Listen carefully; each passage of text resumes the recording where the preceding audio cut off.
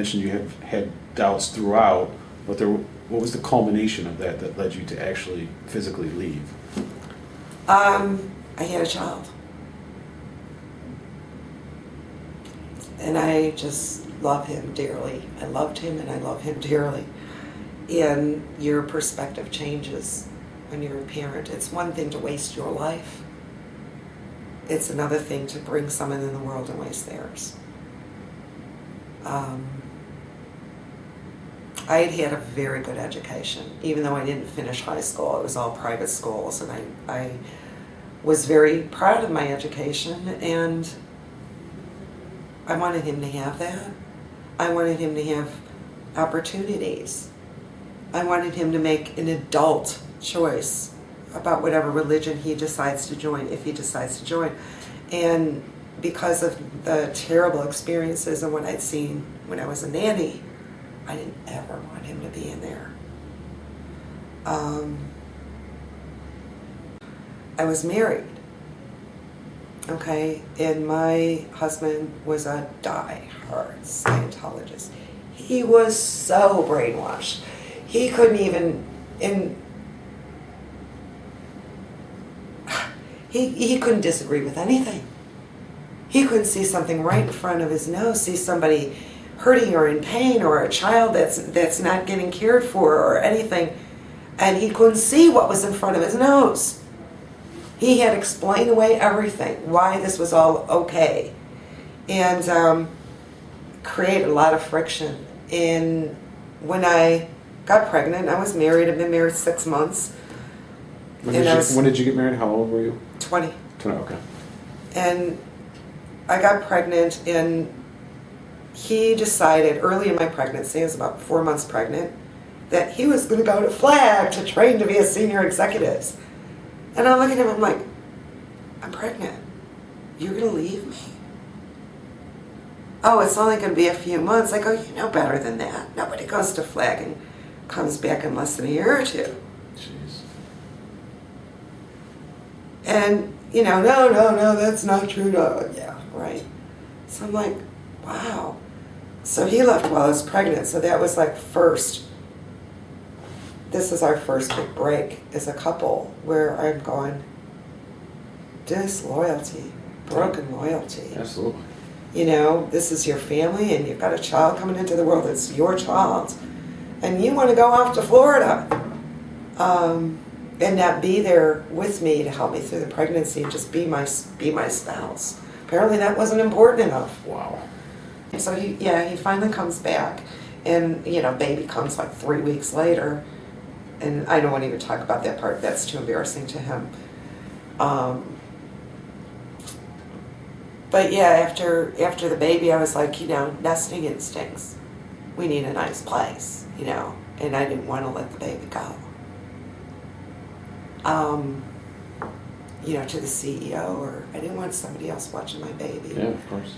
So, and this was cute. There was like 2 other women that had a child over at AOLA at the same week I did.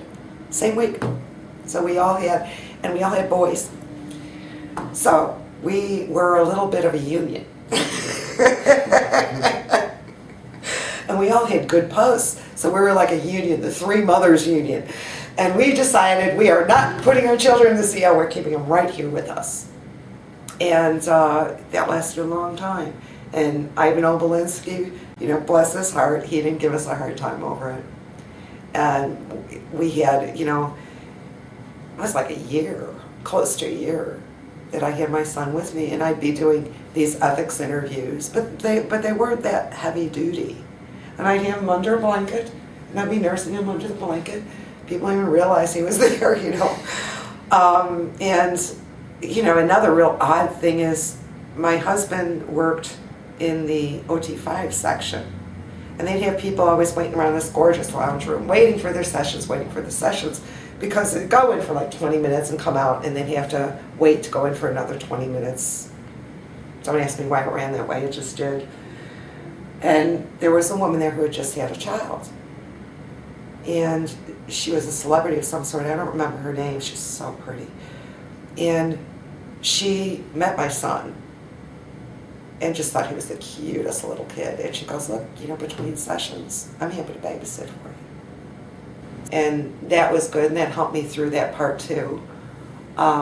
Eventually, we were all forced by the Commodore's messenger board to get our kids into the child estates org, and I'm like, oh, I was so upset about that. My son was in for 4, maybe 6 weeks before he became extremely sick.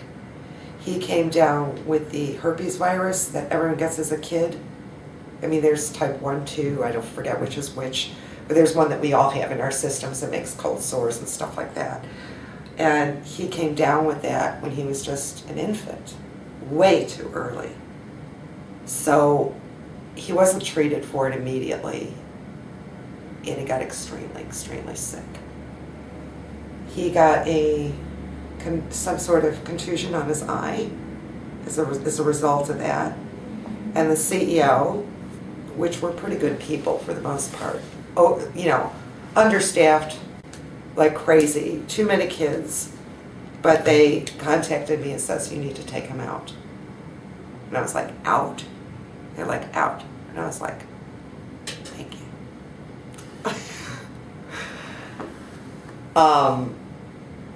And I was told I had to bring him back after he got over that, but he never fully got over it. He had this mark on his eye, which he didn't get treated for till he was a teenager. I can talk more about that later if you want. Anyway, he had this mark on his eye that was supposed to be not cancerous, not dangerous, not bad or anything in any way, and since he was still growing, they didn't want to touch it. Is it the doctor that told you that it wasn't dangerous? Okay. Yeah. At that time my pay wasn't too bad because I had book commissions. So I could pay to take him to the doctor. Yeah. And the clinic itself wasn't that expensive, $60, $80. I mean, it's high, but it's not outrageous. I got to be an executive then. I was the executive establishment officer, so I had a little bit of leverage, and I said, okay, he's not going back in there. He gets an outside nanny. And I got to choose the outside nanny. Now, this was something, again, that Ivan didn't know other organization was doing this. Only AOLA was doing this because it was our sort of way of bucking against management. It was our silent sort of union push. They were undermanned. The kids weren't getting attention. They were getting sick over the child care organization, and this was a way to not push more kids on them and make sure our kids got good care. So that became a really large amount of money over time. Over the next couple of years, the amount of money we were paying for outside care was easily 2 or 3 times as much as what we were paying to the child care org. So management wanted to get rid of the outside child care.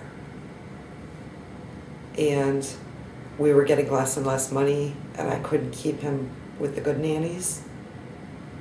And he was getting closer and closer to preschool age, and I wanted him to go to real school.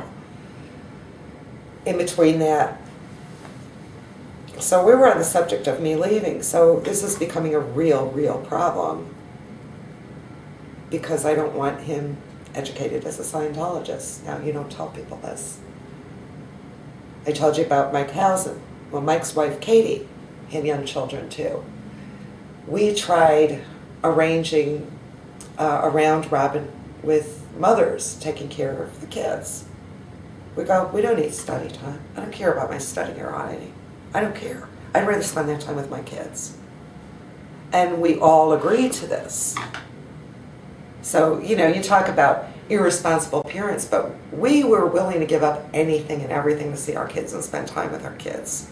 Take away my lunch, take away my dinner, take away my study, counseling time, I want that time with my children. Wow. And there were a lot of parents like that. And, you still have the guilt thing going on because, you tried this and it didn't happen, but you kept trying. And this lasted maybe, it was beautiful setup. I mean, how many kids do we have? 6, 7? What a beautiful number of little children per adult.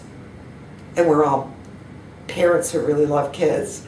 So, you know, we'd take them to the park or take them here or have them in our rooms or do little kid things with them, you know. And it was just the best setup. And it lasted only 4 or 5 weeks. Well, here comes the Commodore's Messenger Organization again. This is off policy. You need to be going to study. And if you're not going to study, you should be on post. You should not be spending this time taking care of your kids. That's what the child care organization's for. So that didn't work either. And I wasn't putting him back in there, so it's back to outside child care, only though he's getting too old for it. And my ex-husband was lying to me about how unhappy he was there. My ex-husband had decided to move into the house where his babysitter was. It was a very cushy situation. He had his own bedroom. He got to be good friends with this Mexican family. And he liked living there instead of a dorm. So he was very prejudiced in favor of these babysitters. And our son was like a year older than all the other kids and getting frustrated. Were you not with your husband? So he's staying at this We're house? already divorced. Oh, you're already divorced, okay. We're divorced, but we still work in the same organization, sorry. Okay. So I need to get him out of this situation. And I went on a leave of absence. That's how I ended up on the RPF. And saw some of my old friends in Chicago, and it's like, yeah, I want to leave. Can we do this? Can we set this up? Da da da da da. Slept with an old boyfriend. And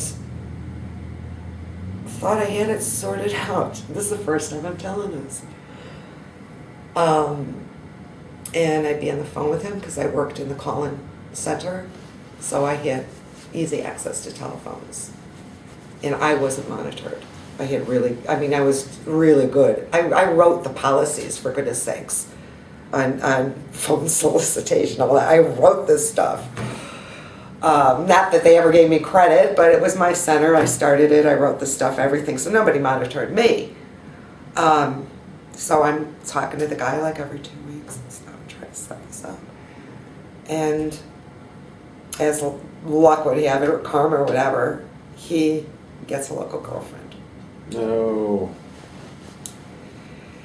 And I'm thinking, well, it's not really his responsibility to get me out of there. That's mine, not his. And, that was a lot to ask. And I was probably a little too wishy-washy about that. But I already had this feeling of unworthiness with my own family, so it was an easy thing to fall into.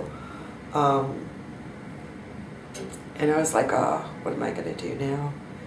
And a mission came into AOLA, and I had the sex, even though I was single, and the other person was single. I had sex, and I wasn't married.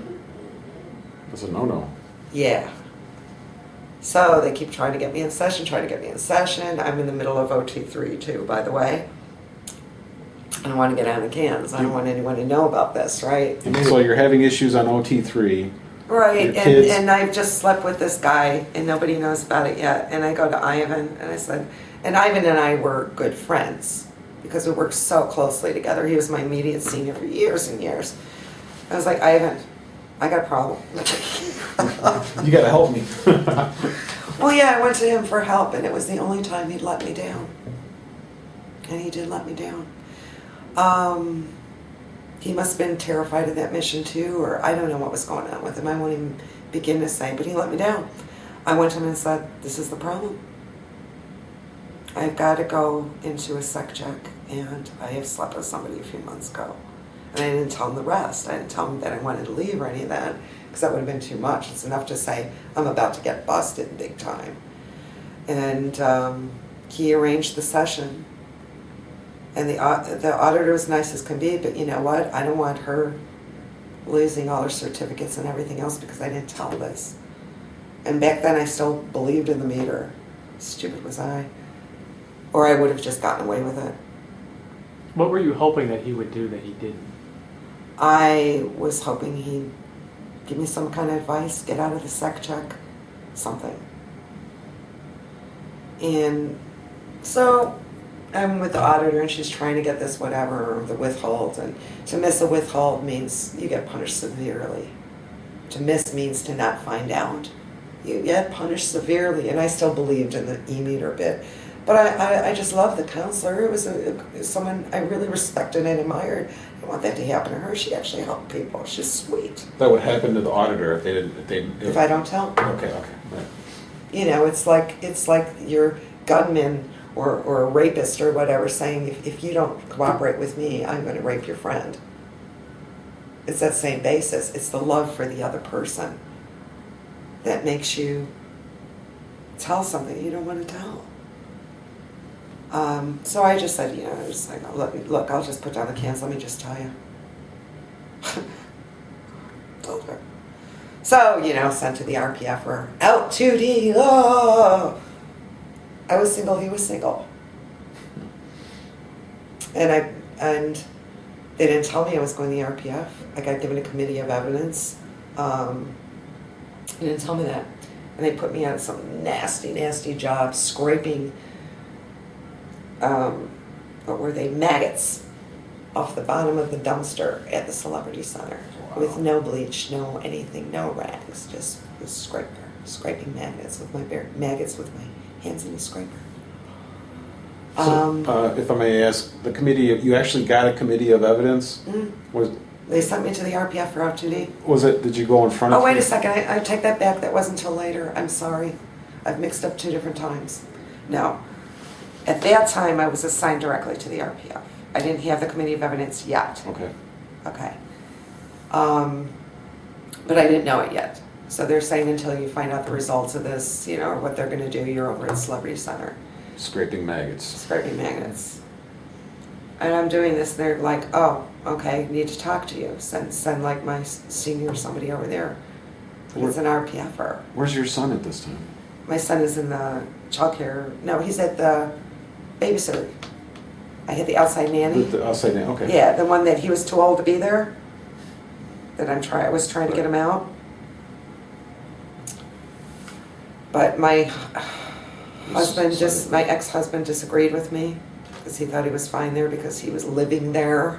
Mm-hmm. Anyway. So you're wearing the black. I'm over at Celebrity Center. The boiler suit. I'm not in the boiler suit yet. Oh, okay. I'm still staff. I'm still AOLA staff. I'm not on the RPF yet. And I'm scraping these things waiting to see what's going to happen. Disgusting. And they're pulling me aside and go, okay, I'm going to tell you, I need to talk to you. Okay, now it's coming down. I can't remember really the guy that told me this. It wasn't somebody but it says you're going to the RPF. And then suddenly there's 3 people besides him around there ready to physically escort me to the RPF. I said, no, I'm not. It's like, you're going to the RPF. I started running. I make it to the parking lot at CCLA. I said, not going to the RPF. Nobody here can make me. And a crowd's growing. I can't believe that they actually did this. Here I am, and I'm just this, I weighed like 105 pounds. You gotta understand how tiny I was then too. And I'm standing there in these grubbies going, no, I am not going to the RPF. And I'm just refusing. And the circle gets bigger and bigger with more and more people. And there's like 12 people surrounding me. And other security people are joining them. And other public are joining them. I don't know what they think. Am I like nuts? And they're trying to contain a nutty person? I don't know. And I was like, there's no exit from the circle. There is no exit. And I just go, started walking. I'm like thinking, maybe I'll just walk away now. And I got physically taken. It's amazing. To the RPF. It took hours of waiting and to find out that they removed everything from my birthing, all my personal belongings, all my personal possessions.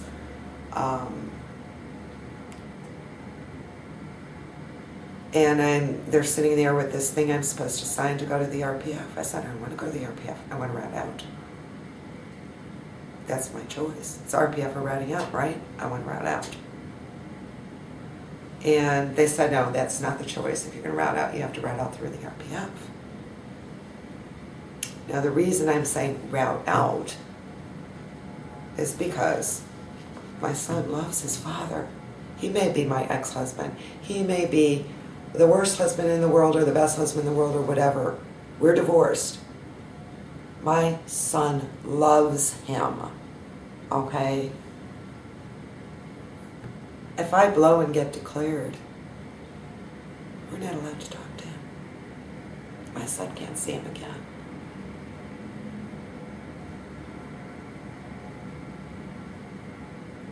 It was wrong on so many levels. So many levels. It was wrong to my ex-husband. It was wrong to my son. I couldn't do that. I wanted to route out. Figured it'd take, 3 months?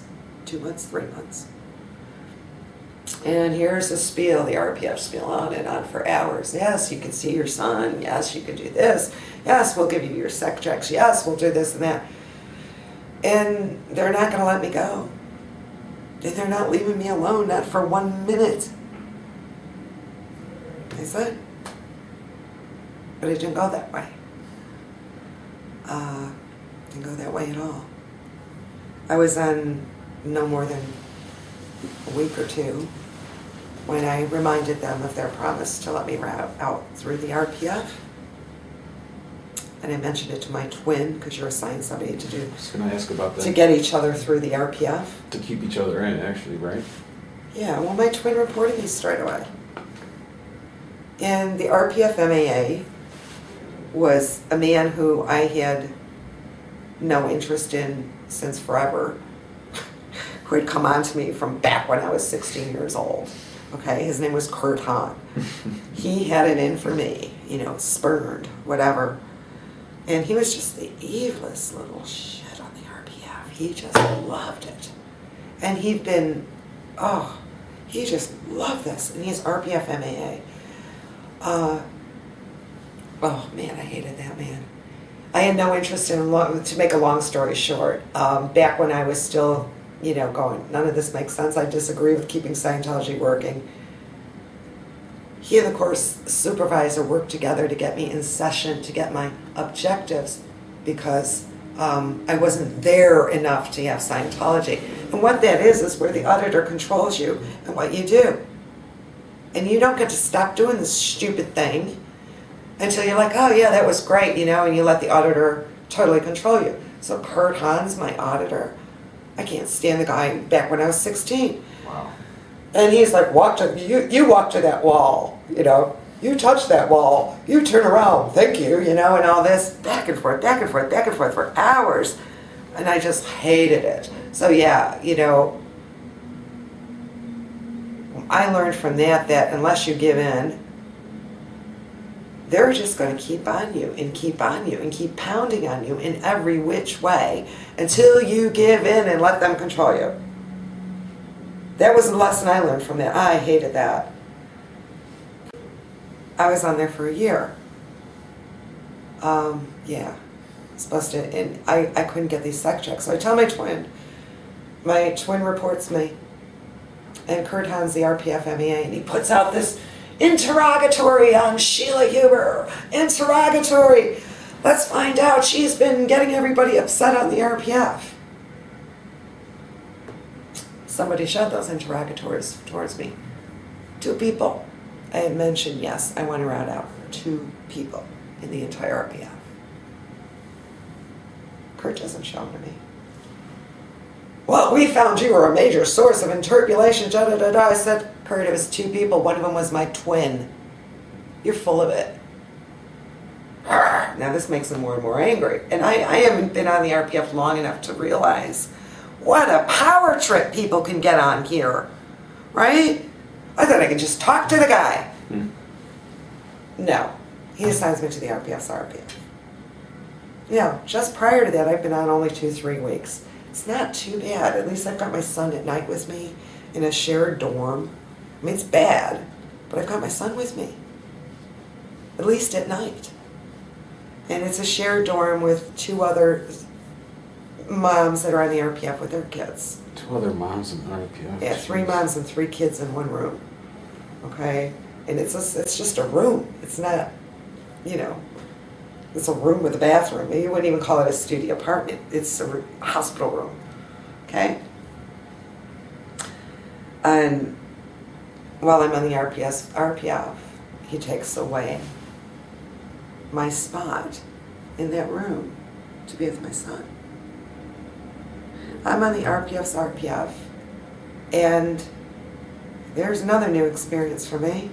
I get to sleep in the sump room of the complex, where all the poo gets sumped out.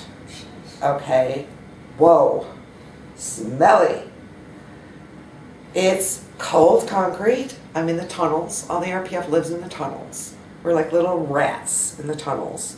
We're only allowed to wear navy blue and really awful looking clothes too. I mean, let's just say if hip huggers were in fashion, we're wearing waist highs. You know what I mean? We're wearing things that are just so from the secondhand stores, whatever. And we get to wear these little rags around our arms to show our status on the RPF. RPF's RPF, orange. So here I am, and I've got no blanket. I've got no pillow. I just sleep with my head on that concrete floor of the gagoon, gagoon, gagoon, gagoon, going on all night long. No showers. Meals are, normal RPF meals are 20 minutes, mine's 10. I eat the RPF's. The RPF eats the leftovers from the complex. I eat the RPF's leftovers. Okay, if there are any. And there's no study time other than time to work on my conditions formulas, where I am supposed to come out of confusion and treason as a Scientologist and realize that Scientology really works after all, right? It really is me. I'm the problem. I'm under 24-hour guard. I can't go to the bathroom without someone actually, you know, in that bathroom with me if it's got a window. Otherwise, they're outside the door. It is escape impossible, truly. They take shifts watching the RPF's RPF. After it was supposed to be, I'm reading the RPF references, and you're not supposed to be on there for wanting to leave. You're not supposed to be on there until you decide that you're part of Scientology, but then it doesn't quite spell it out either, does it? They actually have a list. There's no real time limit there, is it? They have a list of reasons for sending people to the RPF. Yeah, but it's, okay. when you read it closely, you go, this is so general, you can almost throw anything under there. So I'm a source of interpolation. That fits, right? And RPF had, what, 80, 90 people on it. So 2 people out of 90, one of which was my twin, knows I want to leave. I'm a source of interpolation. The RPF had 80 people on it? Yeah. I was small then. How many people? Wow, there were times like when I first came in 77, it was like 400 people because they had to get the renovations done in the complex. So everybody So got the assigned number the RPF. balloons up, right? The number balloons up to get something, a big project done, and then once the Right. project's done, it starts to shrink back down. Or when you have somebody that knows it's totally wrong, like Kerry Gleason. He was EDN for a couple of years. He reprieved everybody. And he was shot for it. I mean, not shot literally, but I mean, he was shot. He reprieved the whole RPF. That's a great story. Wow. And everybody hated him for that. His CMO, his Commodore's Messenger Organization, Flag, all these other management organizations just came down on him so heavily. He let everybody off. That was really cool. I mentioned that I had worked for estates my first year. So I was assigned to do the equivalent of cleaning the bilges in the ship. We didn't have ships, obviously, but to that meant the grease traps in the galley, the kitchen area. And this is some really, really disgusting area that's loaded with rats and roaches and just, it's a horror. And Kurt Hahn personally, with a smile, escorted me down here from my job while I was on the RPF's RPF. And told the cook that and left. And the cook says to me, I remember you. You used to work in the States. I said, yeah. He goes, you're not cleaning that. You don't have to clean that. And this was the kind of camaraderie we did have in PAC back then, where there was a lot of this that went on with the good people, just refusing to do things that hurt each other or degrade each other. And Kurt Hahn obviously was an exception to that. But he gave me other cleaning jobs to do that were just normal sort of things. And I washed dishes for the longest time too. And you still work till absolute exhaustion, and you're still getting just 4 hours sleep a night. And I'm on this concrete in the sump room, and I think that went on for about 3 weeks before I really couldn't take it anymore. So, because I tried doing these formulas, DOT formula, I want to leave. Right. No, not accepted. And I did a couple of these. Not accepted, not accepted. So there was only one answer that I was allowed to come up with to get off the RPF's RPF. And that's like, oh yeah, Scientology is great. I just love it. I want to be a Scientologist. I want to be in the Sea Org. I want to do the RPF. You're kidding. How can they think anyone's sincere? You put them through that and you think that they would want that? And so, yeah, I go, okay, well, I better give them the answer they want, or I'm not getting off. I'm not going to see my son. So that was like your guise that you were Right, using. right. And I didn't know that they'd taken away my spot in the dorm. They didn't tell me that. I thought I was going to get off and see my son, and they were using that to motivate me. Well, you better finish this so you can see your son. But I didn't get to see him. They took him out of there. He was only 4 years old.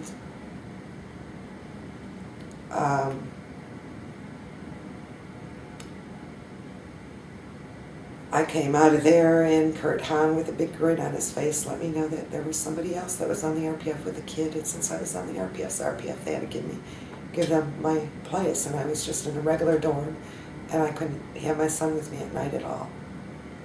And it was so illegal. I had sole custody. I had sole custody legally when I divorced. And I was like, wow. And what do? Here he is, here's my son, staying at this place with a babysitter where my ex-husband lives. And I'm like, oh, the heck with this, I'm going to sneak out. And I'm going to just go get him. And I snuck out. But I'm dressed in the RPF clothes.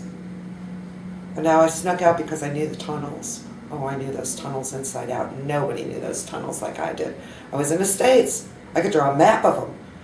So I knew where there were exit doors, and people didn't know there were exit doors, and ways to get to those exit doors. So there was a way out through near what's called LA Org, which was the Class 4 organization of PAC. You got the Class 4, Class 6, and we were a Class 12 at AOLA. So just that's how Los Angeles was set up. And snuck out from there. Went to get him, and the babysitter barred me because she was a diehard Scientologist, and said that my ex-husband had said I might try to come see my son, and she should report me immediately if that happened. And she wouldn't even let me see him. What recourse could you take in that situation? I don't know. I mean, if I weren't back within minutes, they'd be after me, because this place was only half a block from the complex. So the paranoia that somebody's behind me or over my shoulder, or somebody's coming up, or somebody sees me, and the fact that I was in RPF Blues, which is a red flag to everybody. This person isn't where they should be. What do? I had only minutes before someone would catch up with me, so I headed back and go, I gotta think of something better than this. Whether they knew about it or not, the supervision got really, really tight again, and I was like, well, okay, I've been off the RPF for 3 weeks, I'm just gonna tell them again. give me my sec checks, I want to leave. Mm-hmm. Right, so give me my sec checks, I want to leave.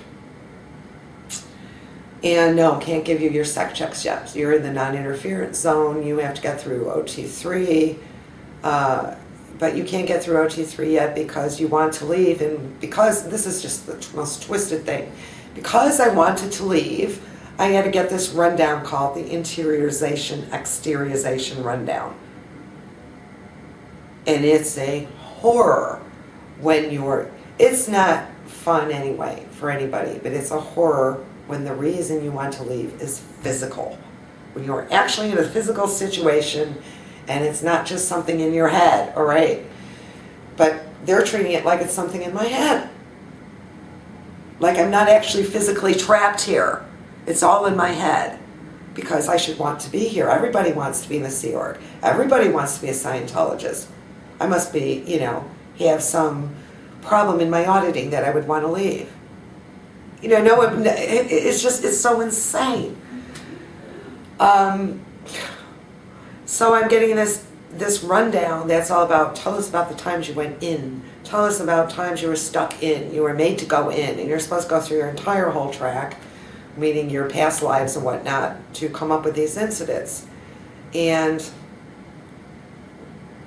something happened during my session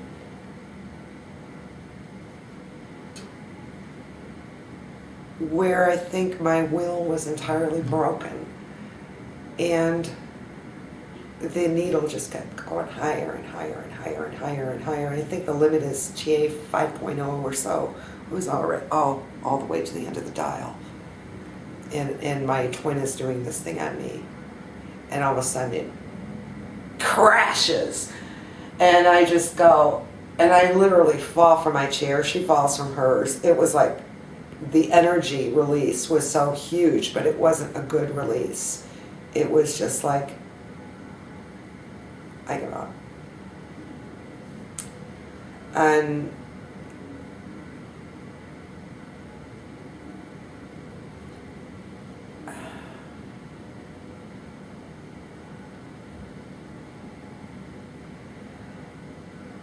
I think from that moment on, I just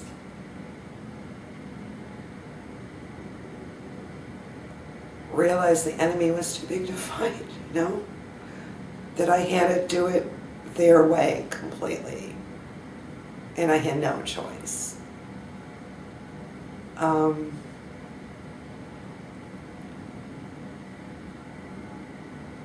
I had to get through OT3. That was okay. Didn't take that long. It took a long time to get a twin trained up, to give me whatever preparations. That took forever. And then they told me to do OT4. Before you could route out? Yeah. And I'm like, OT4, but you never had a drug rundown. But I haven't done drugs since I was like 16. At this point, how old was I? 25 years old. Come on, you're kidding. I haven't taken an aspirin since then. But it's whole track drugs, and this is just a crazy thing. So, and that's a long one. So, all right, it wasn't good, it wasn't bad, it was just stupid and a terrible waste of time, and I'm under incredible stress because this whole time I can't see my son. There was like a couple of weeks where my ex-husband brought him by during my meals, and then he just decided not to do that anymore.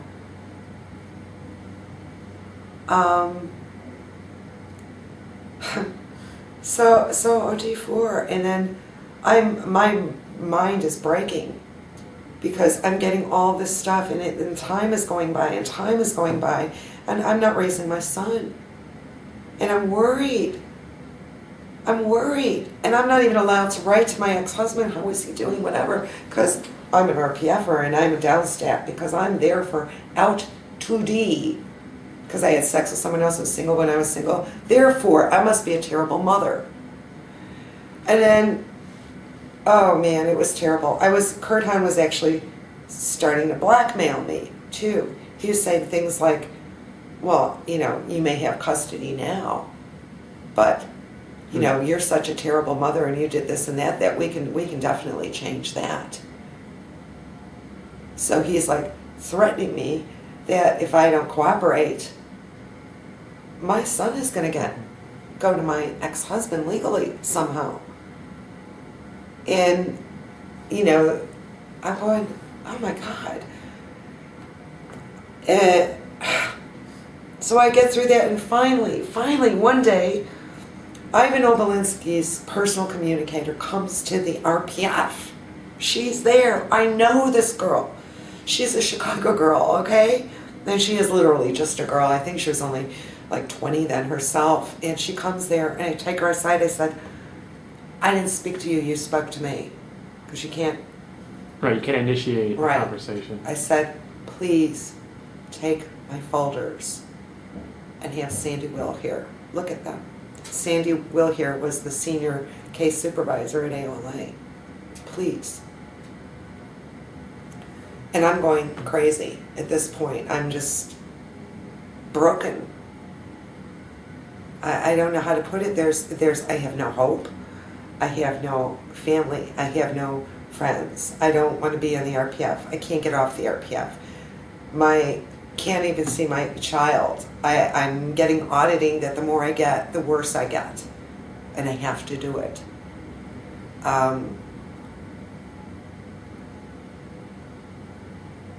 And I don't know anybody in LA. So she takes my folders there. And Sandy, bless her heart, because that woman had guts and she was cool.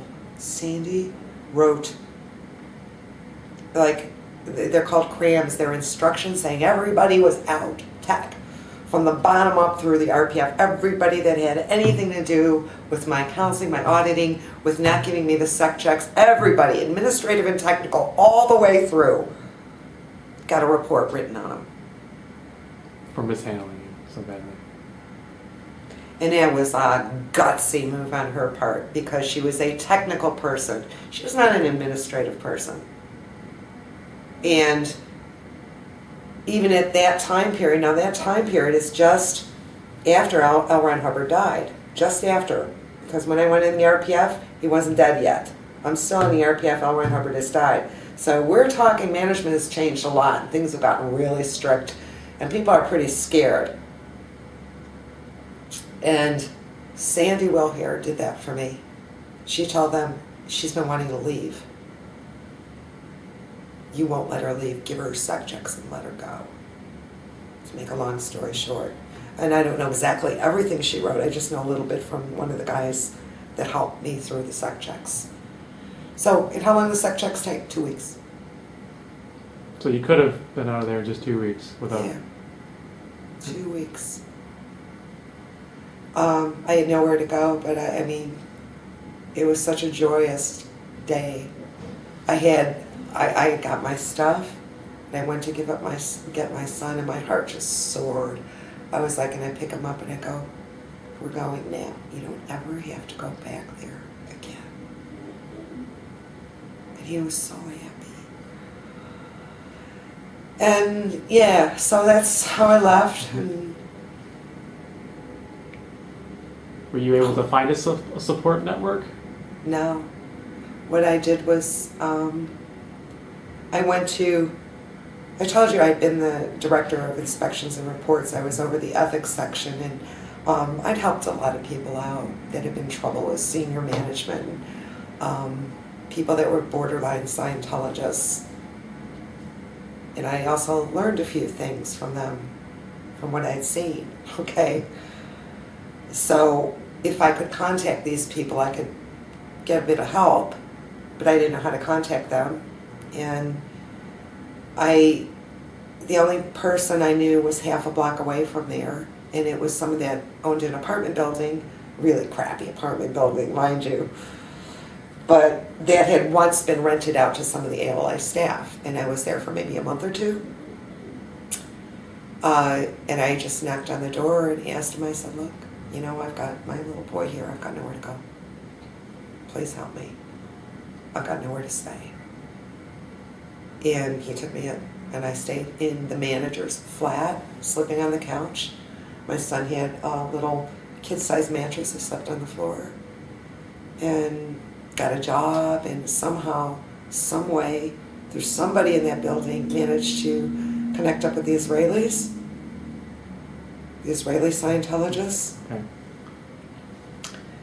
Because for a time, these people still believed that they could still be Jewish and be Scientologists. Right. And I'm sure they found out that that's not quite the case. And one of them owed me a big favor because he had a good friend that had been declared a suppressive person, and I worked really hard to get that removed. So they're very loyal, and he told me anything I needed at any time.